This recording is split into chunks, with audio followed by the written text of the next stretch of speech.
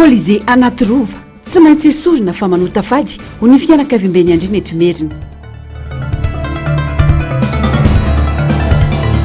Trabona mitoby tsy mamasina miantso vonjy tsy ny sakafo nandritra ny ora maro.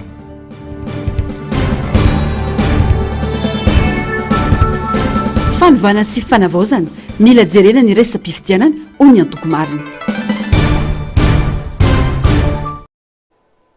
Alarobia 4 febroary 2024 faltafaraka amin'ny andreto miklasy tombovavy atao anatin'izao fotoana ny fampahalalam-baovao izao aterina ny araba ary manasanao anaraka ny vaovao hatramin'ny farany. Mahakasika ny raharam-pirenena avy hatrany tsy afaka miala amin'ireo vondrona iraisam-pirenena isika hoy ny filoha Ravalomanana Androany atao ry ny fionany tamin'ireo iraky ny fikambanana teny Faravohitra io maraina io iaino amantatra ny zava-misy no fotodian'ireo vahiny ireo raha ny fantatra dia iona amin'ireo mpisehatra rehetra toy ny onivo ny fanjakana ny firaisamonim-pirenena ireo mpanao politika ireo iraky ny firenena mikambana ireo. Germain Menjanary Taizinen. Taorin'ny fionana tamin'ny sadeka sy ny vondrona afrikana dia ireo iraka manokana avy amin'ireo firenena mikambana no ny fampidinika momba ny zava-misy eto Madagasikara amin'izao fotoana tamin'ny filoha teo aloha Marc Ravalomanana no sady filoha nasionaly ny antokotiko i Madagasikara.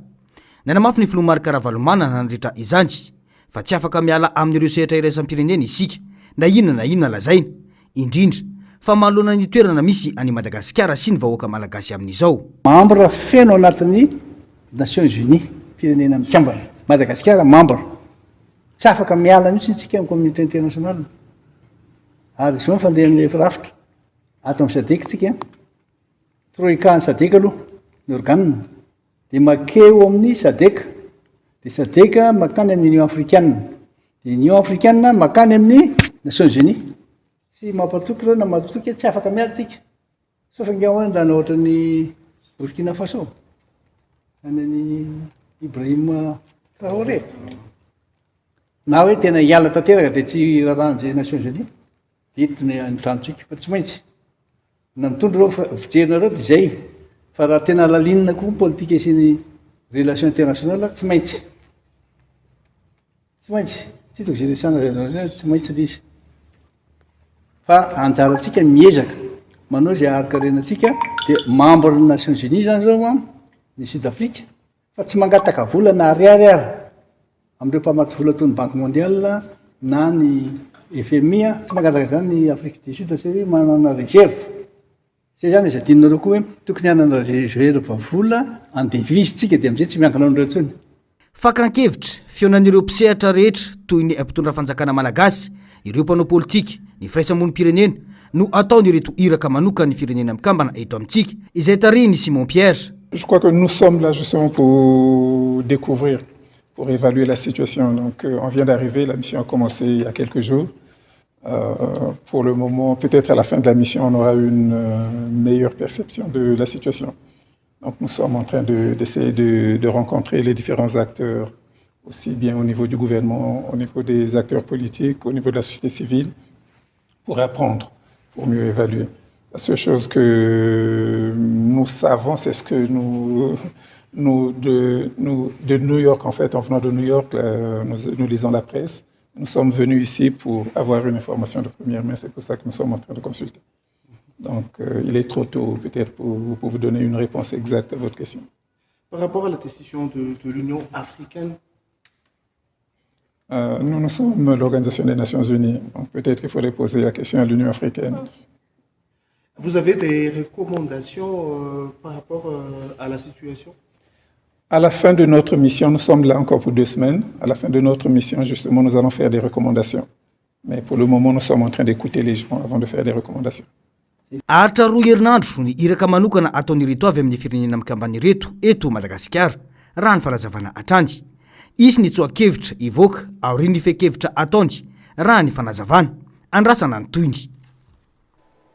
Vaovao politika izay ihany sy ao anatin'ny fitondrana antsoina hoe fanavaozana i Madagasikara ankehitriny. Raha tiana ny tondra fanovana marina eto Madagasikara dia tsy azo dinganina ny resam-pifidianana hoy ny antoko marina. Tsy azo sarahina amin'ny fanavaozana ihany koa ny fandinihana lalina. Ny tantara politika nololovan'ny firenena hatramin'ny fahaleovantena no makaty hoy ny fanamariana eo amin'ny fandraisam-peo ny Germaine Mejanary sary sy rindran-tsary ny Tahiriniana. Radinina ny tantara saika mitovy endrika avokoa ny fiafaran'ny fitondrana maro teto Madagasikara. Nanomboka tamin'ny fidinana Andalambe, nandalo korontana ara-politika ary ny afara tamin'ny fanesorana mpitondra tsy tamin'ny alalan'ny fifidianana madio sy ekendrehetra. Izany toe zavatra miverimberina izany dia manambara olana lalina kokoa. Dia ny tsy fahafahan'ny vahoaka maneho ny marina sy ankahalalahana ny safidiny amin'ny alalan'ny fifidianana hoy ny fanehoan-kevitra. Misy lesona ngezabe tokony tsy ho amin'ny Malagasy. Ny Repoblika voalohany tsy nijanona ny ala teo raha tsy nisy korotana Andalambe. Ny Repoblika faharoa tsy nijanona ny ala teo raha tsy nisy korotana Andalambe. Repoblika fahatelo ataoko tany amin'ny anteny mera-pirenena angamba tamin'ny andron'ny professeur Zafy fa tamin'ny andron'ny président Ratsiraka dia teny Andalambe. Repoblika fahaefatra koa zany dia teo foana zareo raha tsy teny Andalambe zany manino tsika midina Andalambe foana zany zany ny adevitra koa tokony atao satria tsy afaka manova amin'ny alalan'ny fifidianana ny olom-pirenena dia lalana tokana rehefa tsy afaka manova amin'ny alalan'ny fifidianana izy dia hovany eny Andalambe foana io. Dikan'izay zany sehako fifidianana ohatrany ahoana ny ahafahantsika manome antoka fa afaka hanova amin'ny alalan'ny fifidianana ny vahoaka rehefa hita fa misy tsy mety ataon'ny mpitondra eo. Fa raha hitany hoe tena ohatrany tsy afaka mihitsy ity fa ohatrany manao fikafika foana zay mpitondra fanjakana hitazomana ny fahefana mefara eny Andalambe foana io zavatra io. Ary zany lalana zany lalan-tsaina tokony andehanantsika makany amin'ny fanavaozana ny Repoblika. Isaky ny very fitokisana ny rafitra fifidianana, isaky ny ahihina ny mangarahara sy ny fahitsiana dia miteraka fahadisom-panantenana eo amin'ny vahoaka izany. Rehefa mikatona ny lalana ara-dalàna dia misokatra ho azy ny lalana eny Andalambe. Tsy safidy tiany vahoaka akory izany fa vokatry ny tsy fisian'ny rafitra demokratika matanjaka sy azo itokisana. Tsy fanavaozana tena izy ny fanovana endrika ivelany fotsiny raha mbola tsy voahitsy ny fototra hoy ny fanamafisana. Tsy ny anaran'ny rafitra no tokony indraindraina fa ny zavatra entiny ho an'ny vahoaka malagasy sy ny firenena hoy ny mpanao politika Ranevson Désiré. Mitaky fandavatena avy amin'izao fitondrana izao no avin'ny Madagasikara iraina roa taona isorohana ireo olana miverimberina. Tsy ny ara-politika ihany zany fa indrindra ihany koa ny ara-toekarena raha ny fanehoan-kevitra nataon'ny Germaine Mejanary Tahiriniana. Mila mengy amin'ny kolotsaina sy ny soatoavina malagasy ny firosoan'ny firenena any amin'ny fanavaozana. Ny fanomezana sehatra ny fokon'olona no ahafahana manatanteraka izany hoy ny fanehoan-kevitry ny mpanao politika Ranevson Désiré. Raha ny rafitra no resaina dia rafitra mengy amin'ny fanomezan-danjan'ny kolotsaina isam-paritra no ahafahana manome lanjan'ny fokon'olona hoy ny fanamafisana. Raha iresaka zao tsika rafitra fokon'olona dia mila jerena mihitsy hoe ahoana ny hanomezana fahefana amin'ny fokon'olona bebe kokoa amin'ny asa fampandrosoana.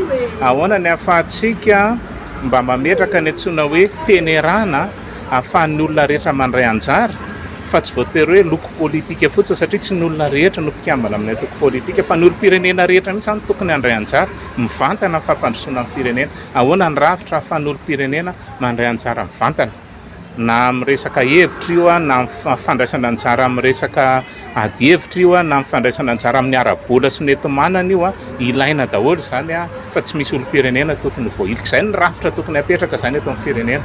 Na rafitra faritany zakatena, na rafitra federaly, na rafitra sosialisma, tsy anarana no tena zava-dehibe fa ny fametrahana rafitra mifototra amin'ny fanatanterana fitsinjaram-pahefana manome lanjan'ny faritra ho hatrany ny fanehoan-kevitra. Ny tena zava-dehibe tsy le anarana fa hoe inona ny andraikitra omentsika ny vondrom-paritra isan'ambaratongany. Mety ve le amintsika amin'ny teny zao inona ny tsy ampy. Ohatra zao tsika ny commune zao ohatra manana asa efa faritany lalàna reto ny asany ampy ve ireo samy mila ampiana. Ny eto manana menan'ny commune ve ampy samy mila ampiana. Ny fahaiza manao any commune ve ampy samy mila ampiana. Ny zany rehetra zany tokony adevitra eto amin'ny firenena ahafahana tena hoe mampandray anjara ny ambaratonga ny olom-pirenena rehetrarehetra. Ny rehefa mipetraka izay rehetrarehetra dia mila tapahana koa hoe ahoana ny seha-piariana eto Madagasikara satria izay koa tena zava-dehibe.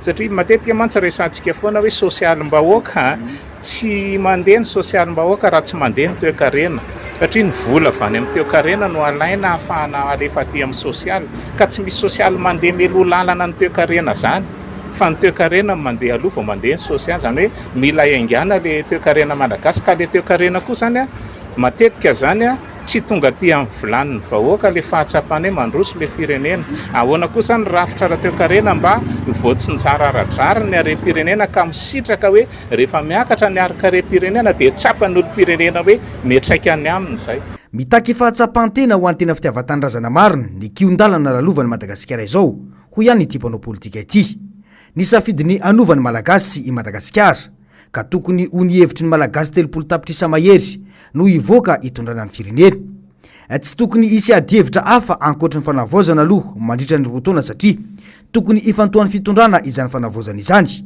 ho iatrany ny fanehoan-kevitra.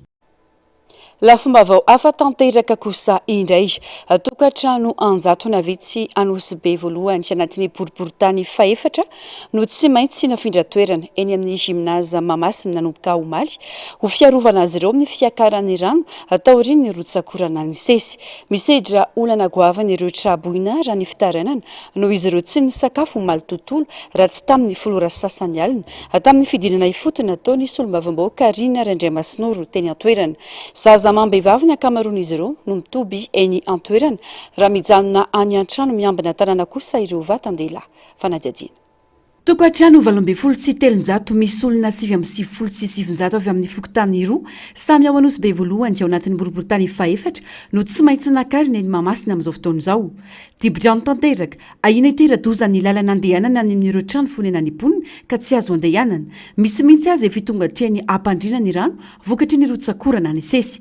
Natoby tamin'ny tranolay ivelan'ny gymnase Mamasina izy ireo nanomboka omaly. Tafiditry ny rano ihany koa nefa ny tranolay ka maro tamin'ireo fianakaviana indrindra ireo mananjanaka no niverina no tamin'ny alina ary niverina indray ny maraina rehefa nisokatra ny gymnase afaka nidiran'izy ireo. Be na lalana raha tsy hita dia ao an-trano konkoa be dia masaka ny tongotra na mpianatra raha dia mianjera anaty rano andeha tsena ary ianao dia mianjera satria tsy hita intsony ny lalana tsy hita intsony hoe dobo ty sao le tetesana efa indroa zay fa mbola tsisy fiantsoana trabona aloha tamin'ny voalohany dia niekena kely ny rano dia nisy aleo fakomaly indray dia le omaly indray dia tena hoe ny eo tsy niena zany ny eo tonga ihany le orana dia vao maisa tena kely sisa zany hoe amin'ny fandriny dia zay miakarana itaty. Tsy maintsy natrahatra tamin'ny fianarana ireo ankizy madinika hoy ireo traboina ny vehivavy mitoby ety an-toerana fandraisana ny vatan-dehilahy kosa miambina tanàna manoloana ny mety isiny ny fanararotana. Ny lehilahy miandry-tsano dia zay sy ny ankizy aty lehilahy mikarama dia zay aty dia raha ny lehibe manala CP tsy maintsy mianatra fa ny kely tsy mianatra fa tsy maintsy hoentina satria tsisy manaty izy le mandeha mianatra tsisy maka zay tsy maintsy mijanona. Ny fampitazatazana fotsiny rehetra teto omaly tsy nisy sakafo tsy nisy ny sotro rano nanomboka omaly maraina tamin'ny fitora sasany hatramin'ny folora sasany alina. Tamin'ny fotoana io izy ireo vao afaka ny sakafo rehefa tonga nanatitra fanampiana teny ny solombavambahoaka Karina Randriamasinoro izay ihany tompona andraikitra voalohany hijery azy ireo tamin'izao fahavoazana izao. Ankoatra ny sakafo nanolotra vola hividianana kojakoja zazakely ihany koa ny tenany. Tena nanomboka maraina zay tena tsy nihinan-kanina tsy sakafo mihitsy ny parapahatonga teo tamin'ny folo agny zany zay vao mba nahita sakafo fa na dia rano ary na dia rano sotroin'io ary kimbonisy teto depiterina no nanatitra sakafo taminay teo tokony tamin'ny folo mahery eo tao anaty trano tao amin'ny mantao ary zay no tonga izy izy hoe mampalahelo anareo fa miakara izy atao ambony ato dia tao ambony eo zay ro nasain'ny sakafo zay rehetra tavela taty zany tena raha tsisy anazy dia tena tsy nihinana amin'ny folo sasany efa mahery arakamba zay ny amin'ny folo sasany no sakafo zay ny alina tamin'izay maly zay tamin'ny folo sasany zay zao ro ny sakafo dia hatramin'izao na ninina dia mbola tsy nohanina koa satria raha tsy avelan'ny zareo mivoaka any avelany zany fa hoe zay tonga ato aza mivoaboaka any tsony taloha fa traboina tety ihany koa ka fa tamin'ity zany vao tena hitako hoe fahoriana. Hatramin'ny atoandro teo tamin'ny fotoana nanaovana fanadiadiana tetỳ an-toerana tsy mbola nisy ny sakafo ihany koa ireto traboana ireto fa miandry ny fanisana azy araka ny toromarika nomeny tompon'andraikitra. Efa nisy nandalo tetỳ an-toerana fanaka sary fotsiny noho ny fanazavana. Tsy misy mieritreritra andro sakafo izy ireo raha ny fanazavana satria ny fanjakana foana matetika no miantoka sakafo ho an'ny traboana rehefa vona tahaka izao. Mbola tsisy nijery zay fa misy makasary zay ao anatin'le tantoerana be io dia avy eo izy lasa dia meny an'le tany tsirairay avy zay nefa raha tsisy an'le depiterina dia tsy ny sakafo tamin'ny talatalina fa tao ny hoan'ny moka tao dia tsisy jiro izay mahatonga anay mba hoe nandeha manao fitarainana ty tompo nefa fa roa andro androany zay mba miandry an'le fanampiana nefa mbola tsy tonga hatramin'izao. Sakafonay zany ny tena olana tompoko hoe zay hoe soavaly miatobilina hoe tsaboana ve zay dia zay ihany ny tadiny hanina hoaninay fa zany tsabony zany tokony mba le fanjakana ny antoka ny sakafonay maraina tanjo hariva zay tsy mody any tokantrano fa mijanona ty zay misy zazakely amenan'olo le zaza koa mararin'le rano raha hoe tehirizina ao amin'le trano. Misy an'ireo mivatsy vola ividianana sakafo kanefa tsy afaka ivalam-parana ho ny fanazavana tsy maintsy mitsitsy ihany koa itsinjovana ny ampitso. Zay aloha mbola tsy nahatraka le mitonatona vola kely dia mihinana kely amin'izay vola hoentiny. Raha hoe mividy dia mahandro ety tsy afaka satria ilay izy mijanona any an-trano dia raha hoe isampana le vola hoe ho ajanona any dia hoentina aty dia ahandro aty koa dia dépense be indray. Tsy mbola voafaritra ny fotoana ny janonana ireto fianakaviana ireto etỳ an-toerana fa miankina amin'ny fidinany rano. Miantso ny tompon'andraikitra mahifany avy amin'ny fokotany hijery akaiky azy ireo indrindra ny amin'ny lafin'ny sakafo izay tena olana goavana etỳ an-toerana.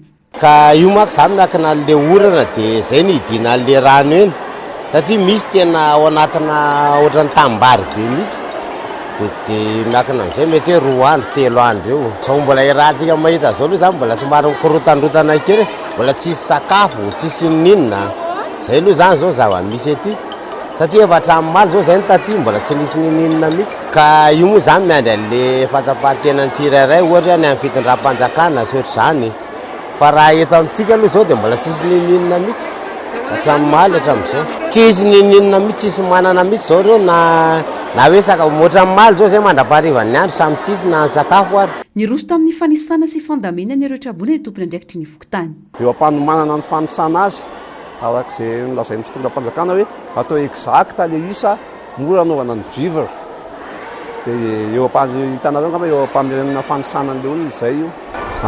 Izao manomboka zao zany tamin'ny alina zany tao anatin'ny amehana angambany satria tao anaty orana koa tsika alina ny tanty natao teny tokotany tamin'ny alina dia ohatra nisy napiditra rano kely ihany dia tsy maintsy nakafanapakesy hoe napidirina tato amin'ny gymnase zareo rehefa tafiditra tato zareo dia tsy maintsy mbola niaina tamin'izay zavatra teo aloha hoe samy namonjy izay toerana hipetrahany fa manomboka androany zany zao efa misy ny fandaminana hoe ato ny fokotany nangarangarana ny vehivavy ny taizakely ny lehilahy ny zokiolona efa isy fandaminana an'izay androany. Ankoatra ny teny amin'ny boribory tany faifatra maro ireo traboana teto Antananarivo nameran-takaitra goavana ny rotsakorana toy ny fiakaran'ny rano firodanan'ny trano sy tamboho sy ny maro hafa. Raha ny taremarika ofisialy olona 12 no namony ainy vokatry ny fandalovan'ny rivo-doza fity izay nakasika faritra 7 teto Madagasikara. Tafakatra 1.7 alina ireo traboina ary 7.7 sy 7.7 alina tsy maintsy nafindra toerana. Ho an'ny teto Antananarivo namoaka filazana fampitandremana mena loza amin'ny tataony apipa androany tamin'ny 7 ora maraina noho ny fiakaran'ny avon'ny rano amin'ireo renirano manodidina ny lemaka Antananarivo. Aina ho trabona amin'ny tondradrano araka izany ny komina Ampaitrosy, Soalandy, Angady Valobe, Ampefy, Soavina ary Anosato Andrefana. Manentana ny poneny amin'ny faritra iva sy manamorona ny renirano araka izany ny apipa hitandrina fatratra sanaraka ny toromarika ofisialy ary anomana sady ny fepetra fiarovana satria mety hovatampoka ny avon'ny rano arakaraka ny toetrandro. Makasika ny toetry ny andro izay misy tangoron'oram-baratra mitoetra izay aray maso ao avaratra Tsinanana Nosy araka ny vaovao nampitay ny sampandrana misana ny famantarana ny toetry ny andro tamin'ny 4 ora tolakandro teo. Any amin'ny manodidina ny 7.9 kilometatra Tsinanana somary avaratra Tsinanana Antala no misy ny foibeny. Raha ny marge fivoray tamin'ireo toerana manodidina azy sy ny antotakefitra avy amin'ny zanabolana dia manomboka hita soritra ny tambolondrivo rivotra miaraka aminy. Manodidina ny 570 kilometatra isan'ora ny rivotra miaraka aminy, izay arahana tafiotra 510 kilometatra isan'ora ao anaty oram-baratra. Ny kisaka ny akandrefana somary atsimo andrefana izy ka nafaka 10 kilometatra isan'ora. Tombanana amin'ny ankapobeny ny tontolo ivoarany ka vinavinaina ho lasa rivo-doza ity tangoron-drahona ity atao anatin'ny 770 ora manaraka. Raha izay no mitranga dia ity izany ho andro ratsy na rivo-doza fafolo ho an'ny taona ny rivo-doza 520 420. Hitondra ny anarana hoe zezany ihany koa izy raha toa ka mafeny ny fepetra maharivo-doza azy. Araka ny vinavina savaranando dia mety anambana ny ilany afovoany na atsimo atsinana ny nosiny ity andro ratsy ity amin'ny herinandro manaraka. Tsy mbola isy fiantraikana amin'ny toetry ny andro eto Madagasikara kosa ny fisiny ity tranga ity atao anatin'ny 5 andro manaraka raha ny fanazavana. Lafimavao hafa tsy ny firosoana amin'ny fisoratana anarana ho biometrika no olana fa nitetika mety ho ambadikin'izany ho ny mpanaraka raharam-pirenena Zafimahova Serge Androany. Tsy tokony hijanona amin'ireo feno 12 taona ihany mantsy izany fisoratana anarana izany fa tokony ho an'ny malagasy iray manontolo. Tokony hitondra fanazavana feno ny fitondram-panjakana ho hiatrany ity mpandinika raharam-pirenena ity satria politika toy izao foana no mampisy olana ara-pifitianana teto Madagasikara. Farantsika ny fanadihadiana makasika izay. Araka ny fanampahan-kevitra noraisina nandritra ny filan-kevitry ny ministra ny 20 janoary 2024 dia natomboka ny opération d'enrôlement biométrique ho an'ireo olom-pirenena malagasy rehetra tetikasa nomena anarana hoe izao tokana. Azahoany olom-pirenena tsirairay laharam-pamantarana tokana na numéro d'identifiant unique no tanjona ialana amin'ny doublon raha ny fanazavana. Araka ny anarany, famantarana tokana sy maharitra ny laharana, ampiasaina amin'ny raharaha ara-panjakana sy ara-sosialy isan-karazany. Misy zavatra manahirana nefa raha mihaino ny fanazavana ataon'ny fanjakana momba io tetikasa io, hoy Zafimahova Serge, izay mpanaraka raharam-pirenena. Tena biometrika, ny maso, ny tanana, tena mazava tsara daholo le zavatra rehetra. Fa zao azadiny, ny olana lehibe teto Madagasikara hatramin'ny fifidianana hatramin'izay dia misy vahoaka malagasy 520 isan-jato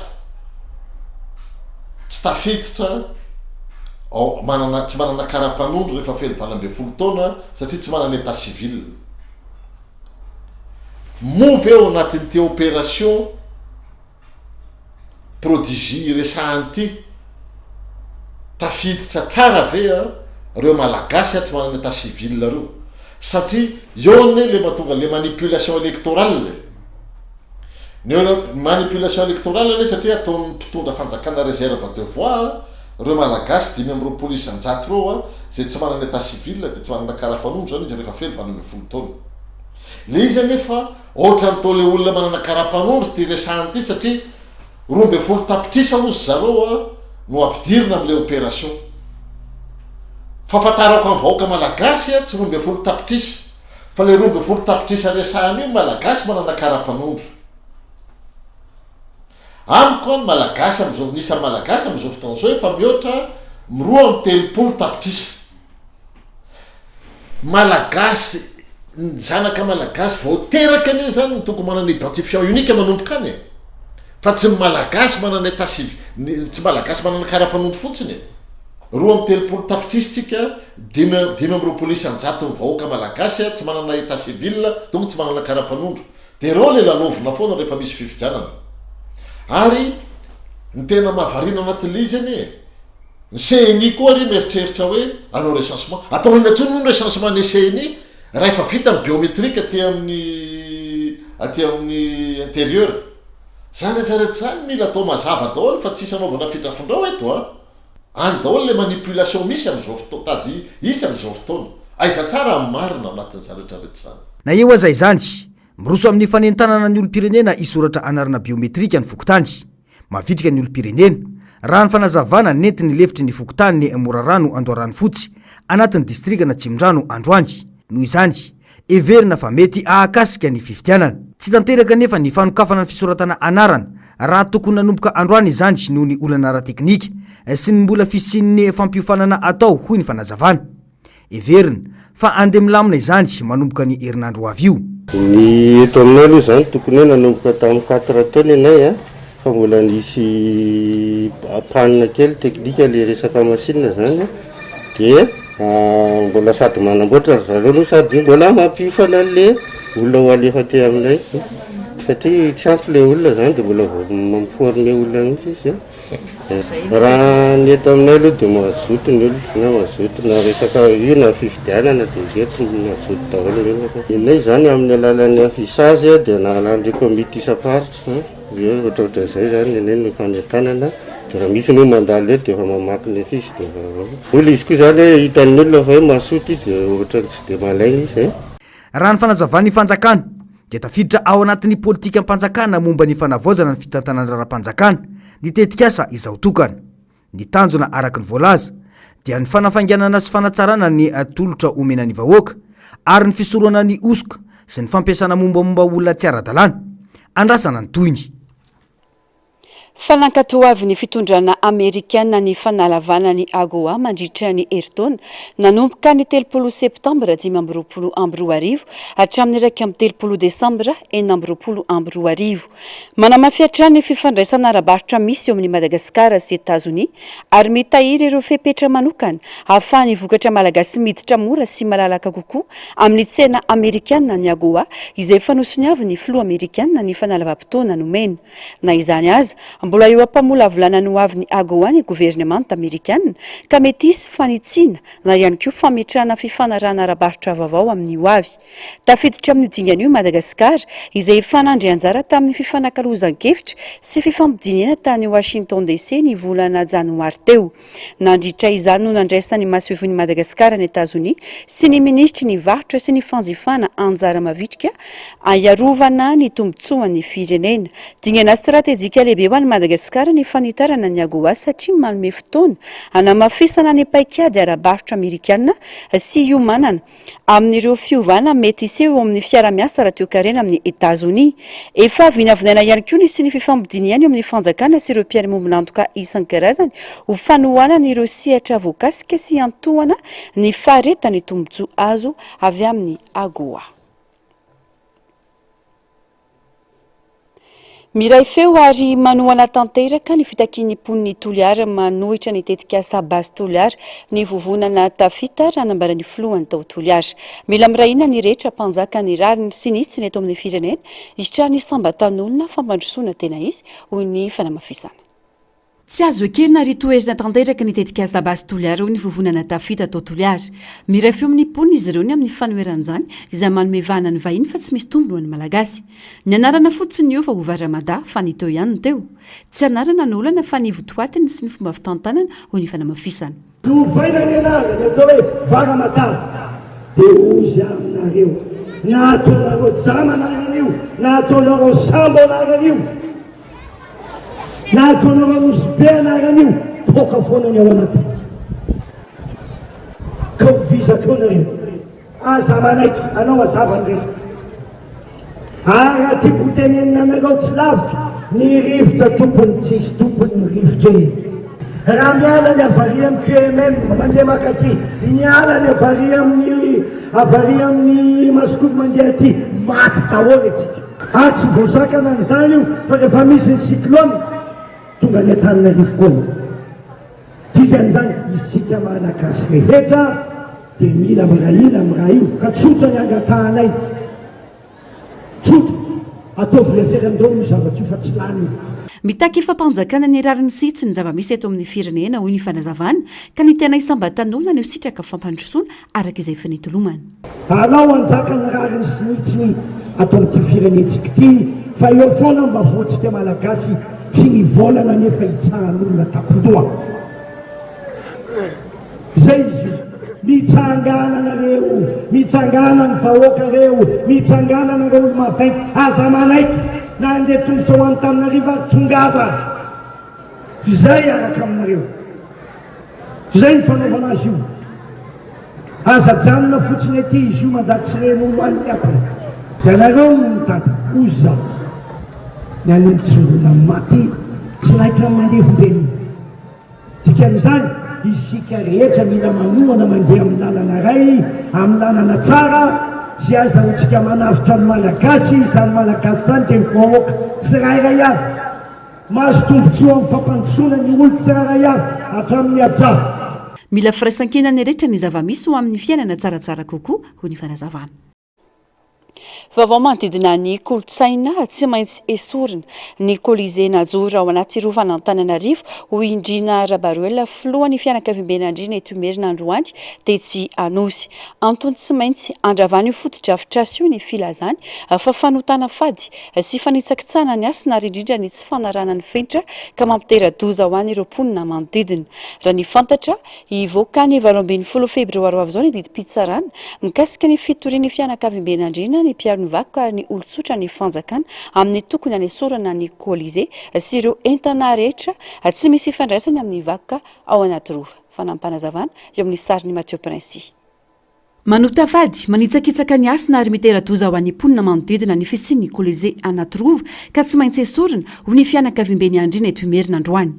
Tany manana ny asiny ary ny vohitra manana ny fadiny. Ny rovana Antananarivo dia toerana masina manana ny tantarany vakoka napetraka tao mpanjaka efa mihoatra ny 700 taona ary tsy maintsy esorina io Colisée anaty rova io satria nahoana satria fanotana fady ary fanosihosena ny vakoka malagasy ary tsy manaraka ihany koa ny fenitra amin'ny fanamboarana trano. Ny mpanjaka ihany no tokony afaka manorina zavatra anatin'ny rovana Antananarivo ho ny fanamafisana. Tokony esorina avokoa araka izany izay rehetra tsy natsanga ny mpanjaka. Ny toerana tsy matsinanana io zany dia nisan'ny lahampan'ny mpanjaka naorany mpanjaka Ranavalona Fatero ka toerana misy lapa izy io ary tokony anaovana lapa ary ny mpanjaka ihany no tokony afaka manorina zavatra ao anaty rovana Antananarivo fa sy tsy nataon'ny mpanjaka razam-bitany io zany dia tombotsoahana ao anatin'izany io Colisée ao anaty rova io. Manaraka izany ny fanaovana lanonana dia tsy ao anaty rova fa eo amin'ny kianja Andohalomasina eo ny fanaovana lanonana fa tsy ao anaty rova. Noho izany tsy mety ary tsy maintsy afindra amin'ny toeran-kafa zany Colisée io izay Colisée romanina moa dia tsy mety ao anaty rova tsy maintsy afindra amin'ny toeran-kafa. Tandindondoza manoloana ny fotodrafitrasa tsy manaraka ny fenitra koa ireo mponina manodidina ho ny fanamafisana. Io toerana io dia efa bosikajy zanimbozy tsy azo andenana dia marobe ny malagasy mitahitaina isaiky ny avy ny orana isaiky ny misy kotrovaratra isaiky ny misy orontany voavidin'ny vola nanaovana ny Colisée dia miain'ireo olon'ireo raha sanatria ka mitrangy zany misy zany. Toerana manana ny maha izy azy ara-tantara ary vakoka ny rovana Antananarivo ka mila tazonina amin'izany ho ny fanazavana. Voalohany amin'izany ihany koa ny famerenana ny anarana ny rovana Antananarivo fa tsy rovany Madagasikara. Io rovana Antananarivo amin'izay hoe vakoka zay fotsiny sy ny lalàna amin'ny fiain'izany rehetra zany dia tokony harovana tiana fa tazonina amin'ny endriny misy talohan'ny taona zany tamin'ny mbola tsy namahy azy zany. Raha tsy haivina, 5 taona lasa izay no nametrahana ity fotodrafitrasa fijerena lalonana ity tao anaty rova ary anisan'ireo niteraka hevitra goavana teto amin'ny firenena. 4 tapitrisa euro na manodidina ny 390 tapitrisa ariary eo ny vola lanin'ny fanjakana malagasy tamin'ny famitana azy. Niakatra teo anivon'ny tribonaly misahana ny ady madio Tetsy Anosy ny raharaham-pitsarana mikasika ny fitorian'ny taranak'Andriana ny mpiaro ny vakoka ny olotsotra ny fanjakana amin'ny tokony anesorana ny Colisée sy ireo entana rehetra tsy misy ifandraisany amin'ny vakoka atao amin'ny rova. Raha ny fantatra hivoaka ny 20 febroary avy izao ny didim-pitsarana makasika izany. Vaovao ny tranga am-piarahamonina kosa indray tranga mateto piseho eto amintsika ny ady tany na ady rovaka miteraka fikorotana ny anivon'ny fiarahamonina samy laza ho tany na ny andany na ny ankilany ka mampiseho tanjaka arabola na izany ara-pahaizana. Tranga iray niseho teny amin'ny fokotany mora rano Andoharano Fotsy Androany. Samy fianakaviana no tsy nifakazo kanefa raha tamin'ny fandrodanana trano tsy nisy tenerana sy fampilazana mialoha. Nilaza tsy ho tompon'andraikitra ihany koa ny fokotany ohatran'ny zava-misy no ny raharahana ady eo amin'ny samy fianakaviana. Tsy andraikitry ny fokotany mandray taratasy sy na fandrodanana trano tahaka izao hoy ny fanazavana azo teny an-toeran'ny fanampanazavana. Fianakaviana ireny tsy mifakazo ka nefara tamin'ny fandrotanana trano ety amin'ny fokotany morarano andoharano fotsy mpianada izy ireo ka nilamato sady latokana no lasibatra ravafananana no arinana andritra ny 40 taona tao anatin'ny indray mpimaso vokatry netraketraky ny samy mpianakaviany tsy nisy famplazana mialoana fanehoana taratasy milaza ny fanatanterana ny fandrotanana fa vatandela telo no avy hatrany nandrava na dia fanoferana tsy anao izany azy ho ny fanazavana tsy afanetsika noho ny toe-batany sy toe-pahasalamana iray mpianakaviana lasibatra ka niatrika zavamisy avokany rava ny efitra iray lehibe tamin'ny trano fonenana zareo moa zany mpanambola dia mividiny zany le tany vidiny tamin'ny influence eny zany neny dia mividiny le tany efa nytena hoe aza atao io zavatra io dia nravany any le izy ka za moa ve afaka amin'ny etahako zao za rerigeny teo amin'ny etahako zao afaka ninona anaky telo izy nandrava teo ny anay vola ozy fatany le izy fa tsy mety fa nravany any le izy efa mianaka izy ireo no mipetraka atao amin'ity trano ity izay natsangana izy ireo tamin'ny volany manokana ho ny fanamafisana ila raim-pianakaviana sy ny zana no matetika mitoetra eto saingy ilay raim-pianakaviana kosa mandalo matetika milaza indray anefa ireo nandrava azy fa azy ny tany ary efa novidiny tamin'ireo ray aman-dreniny ho ny fanazavana tranga izay antsona izy ireo ny tompona andraikitra mahefa anaraka akaiky ny rara tahaka izao tsy sy ny tsindry azo lena sy fanamparam-pahefana atsemboako ny nanao an'io trano ny ravany io lazay fa ny reniny nanao an'io maty zao ny reniny atsangano ary le reninao miteny fa ny reninao ny nanao an'le izy fa zay tsy anaiky hatrany farany fa atsemboanay nanao an'ity ary zay manana droit anorona satria zay ny tenin'ny reniny hoe zanako lahy matoa ianao zanako lahy matoa ianao dia eto nareo manorona etony ianareo ary raha nijerena ary ny zavatra taninay nge kely indrindra alefa ny teny manareo manam-pahefana manana droit afaka hiditra amin'ny zavatra ohatrany satria mba mahalalalana kely ihany zahay hoe manahoana ny zoan'izany atao hoe zanaka nateraka manamboly izy dia mahavita zavatra fa tena variana be zay ary tsy napozinay koa nge hoe havita ohatran'izao izy tena tsy vitanay fa taitra be zay nylazana hoe narodana le trano fa misy dingana ihany nataonay nanao plainte zahay ary dia hitory hatrany farany zay ary anaraka hatrany farany fa tsy avelanay ho afamaina izy satria raha ohatra zao no mitranga eto Madagasikara dia milaza ho mpanambola ihany no tompon'ny tany ny ala ary nilaza ho tompona andraikitra amin'ny teraray ity ny fokotany no ity adiny samy mpianakavy ho ny fanazavana nanamafy kosa ny lefitry ny fokotany fa efa nisy taratasy fampivarotana tao ambadika ka nafahan'ilay olona nandrava manana taratasy ara-dalàna izy ireo amin'ny mahazy ny tany ho ny fanamafisana tsy andraikitry ny fokotany kosa nefa no mandray taratasy sy nafandrotanana trano tahaka izao ka tsy voatery makalalana ny fokotany ho ny fanazavana tany zareo ihany izany fa nisy fampivarotana tao ambadika zany hoe fampivarotana ny samy izy menakavy tao ihany dia ve rehefa nandeha zany ny tatearina dia nisy karazany ohatrany hoe fitserana ihany teo amin'le anadaly le ramatoa le madame reny hoe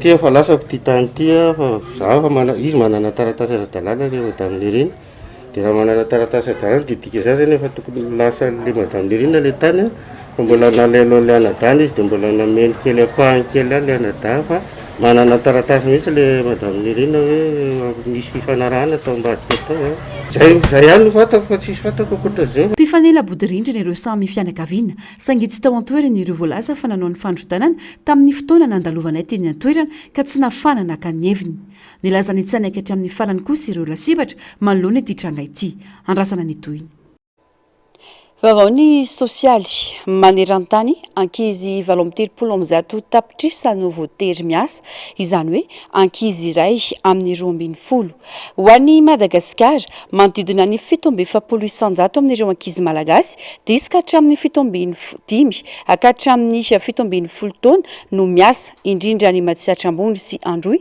ka matetika dia asa mampidi-doza no iantsoroa an'ireo ankizy ireo iona ny iraisam-pirenena ny 13 sy 2 febroary na 2024 avy izao ao Marrakech, Maroc, mandritra ny fiona iraisam-pirenena fahenina momba ny famongorana ny asa atao amin'ny ankizy. Izarava olana azo tanteraina hamaritra tety andro hatramin'ny taona 2024 ireo fikambanana, ny tanora ary mpiara-miombonantoka.